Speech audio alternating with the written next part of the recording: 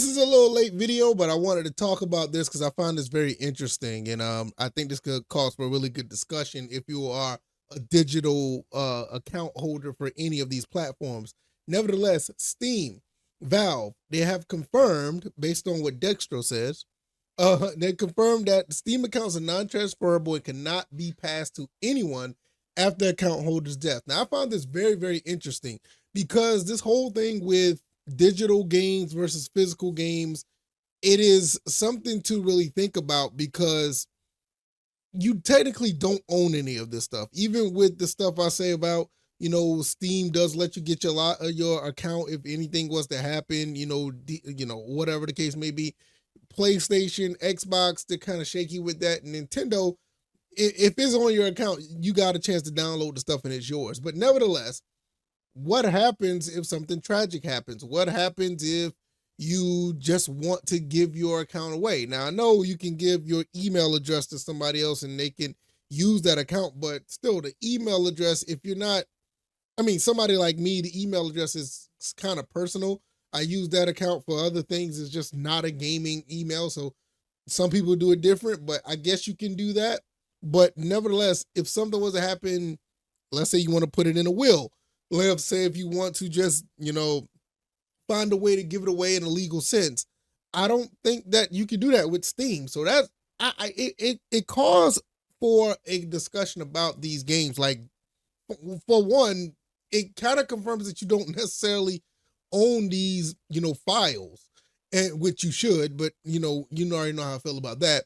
But also, it also gives you some type of legal grounds to stand on if you were to take this to court. I think Valve could be in the wrong here, even if their terms of service may say like otherwise. Like some terms of service have these little loopholes saying that you're not necessarily the owner of the content, you just own the license and all this other stuff. I don't think Steam has that. They may do. I don't know. I know Sony does it. They're notorious for the whole licensing thing. You don't own the game, you own the license. Now, Steam, I would want to think it's a little bit different that you actually own the game, but with all of these companies, there's no telling. So I just don't know. With that being said, it gives me a little bit more of a pause to actually continue to buy digital games. Now, I don't buy many digital games. I bought like 2 or 3 in the last 3-4 months or something like that. I haven't bought any digital copies of games for myself. It's just I feel better buying, certain games, just flat out. And having a physical copy, it just feels better doing that way. And I'm just I'm just more content with that. And knowing about this at this point, I'm more of the case like, yeah, I'm just going to sit back and just continue to buy the games that I want, whether, I have to go to the ends of the world to find said game. I would do that before I will buy, a digital copy. Now, I do have a Steam account. What does that mean? I'm to the point here, like, I really don't want to touch Steam as far as their account, buying games. Cause like, seriously, I just don't. As much as I love my PC and I play a lot of racing games on my PC now, and I think that's what I'm just gonna, have that as a common denominator. At this point, like any game that I want to play on PC, I'm kind of just like writing it off and just don't worry about the game. And any game that I really, really want, I'll just buy the physical copy on a console. And that's just what I've been doing for the past, a few years anyway. Like there's some games on PC that are just on PC that I just can't get anywhere else. I guess I'll go that route and buy that game, but it's not something that I really want to do. And knowing what I know now with this is kind of another deterrent. Now, why do I feel this way overall? For me, I am a gamer that collects, games, and I have a lot of games in this room. And upon, by, some way that somehow I do pass away, these games are going to be going to other places, and I have that lined up for something to happen.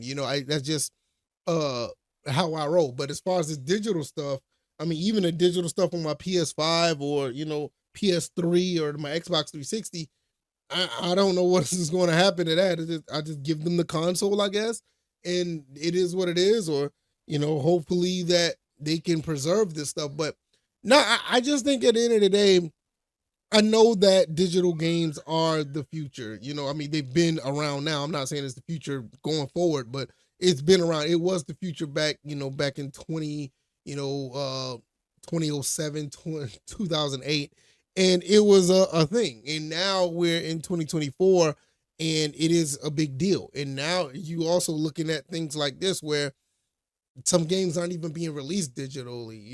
Look at Alan Wake 2. It hasn't been, I mean, I'm sorry, it's not being released physically. Look at Alan Wake 2. And there's others that are like that just you just don't get a physical copy for. And maybe sometime down the road they'll do it, but by then it's like, I mean, how many people going to jump on that bandwagon and actually get a physical copy? It's like me and a few other people that are in the gaming world that do love physical copies. And I think they just kind of weaned everybody off of that, and they're starting to get everybody into the whole digital space. And then now they realize a lot of people are getting rid of their stuff. A lot of people, I mean, and rightfully so, that's a whole different story, getting rid of your stuff. And some people just going all digital and then find out something like this may happen. It kind of feel like this could be somewhat of a waste. So I don't know. I mean, I feel like I want to put my money into something that I feel that I'm going to own and enjoy and have for the longevity of time. And digital games, I mean, even with digital stuff, I mean, licenses can run out. We already seen the horrors of all of that. You better just put all your stuff on a hard drive and find a way to keep it there, because these companies can come swoop in and do whatever at the drop of a dime. So with that being said, I'm a little I'm a little worried about this. I really am, because I feel like something like this should not be that big of an issue. But Steam even said it. I mean, you look at the second quote right here. It says the second tweet. It says earlier this month, Steam support confirmed to a Retcetera forum user that, I think I said that right. I probably said it wrong. That Steam accounts and games are non-transferable. I regret to inform you that your Steam account cannot be transferred via a will, the user told. Which I think that could be some legal issue there that they could probably get into. Somebody could sue and find out what's the case with that, and I think that could possibly be a thing that could get overturned. I just don't see. I think if you own it, and that's the key word. If you own it, you should be able to transfer it. But I don't know. Y'all let me know what y'all think. What do y'all think about this? I think this is very interesting. It's really weird, when you get in this side of gaming, when you think about stuff like this, because the physical stuff, I mean, hey, you could get rid of this stuff like easily, or you could transfer it to somebody, not even just with a will. You could just, hey, I'm about to sell this stuff tomorrow, or I could just give it away tomorrow, or I can give it away right now. But when you think about digital stuff, how does that work? It's kind of interesting. All right, y'all. Y'all let me know what y'all think. I'm gonna go ahead and get up out of here. All right, y'all. Y'all take it easy. I'm out. Peace.